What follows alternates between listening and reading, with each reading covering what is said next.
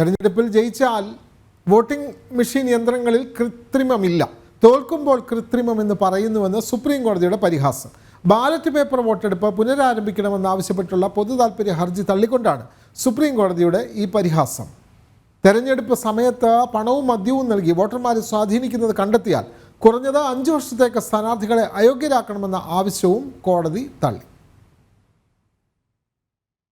Electronic voting യന്ത്രങ്ങളിൽ കൃത്രിമം നടക്കുന്നു എന്ന ആരോപണങ്ങൾ ഉയരുന്നുണ്ടെന്നും അതിനാൽ ബാലറ്റ് പേപ്പർ വോട്ടെടുപ്പ് പുനരാരംഭിക്കാൻ നിർദ്ദേശിക്കണമെന്നും ആവശ്യപ്പെട്ട് ഒരു സ്വകാര്യ വ്യക്തി സമർപ്പിച്ച പൊതു താൽപ്പര്യ ഹർജിയാണ് സുപ്രീം കോടതി തള്ളിയത്. അമേരിക്ക പോലുള്ള രാജ്യങ്ങളിൽ ഇപ്പോഴും പേപ്പർ ബാലറ്റാണ് ഉപയോഗിക്കുന്നതെന്നും ഇലോൺ മസ്കിനെ പോലുള്ള പ്രമുഖ വ്യക്തികൾ പോലും EVM കൃത്രിമത്വത്തെക്കുറിച്ച് ആശങ്ക പ്രകടിപ്പിച്ചിരുന്നുവെന്നും ഹർജിക്കാരൻ വാദിച്ചു. എന്നാൽ ഈ വാദങ്ങൾ ജസ്റ്റിസുമാരായ വിക്രംനാഥ്, PB വരാലെ എന്നിവരടങ്ങിയ ബെഞ്ച് തള്ളുകയായിരുന്നു. നിങ്ങൾ വിജയിച്ചാൽ EVMകൾ നല്ലത്, നിങ്ങൾ തോൽക്കുമ്പോൾ കൃത്രിമം എന്നാണോ എന്ന് കോടതി പരിഹസിച്ചു.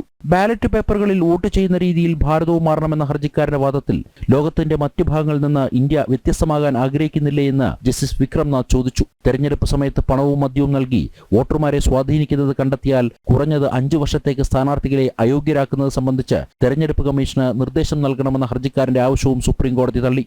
ജനം, ഡൽഹി.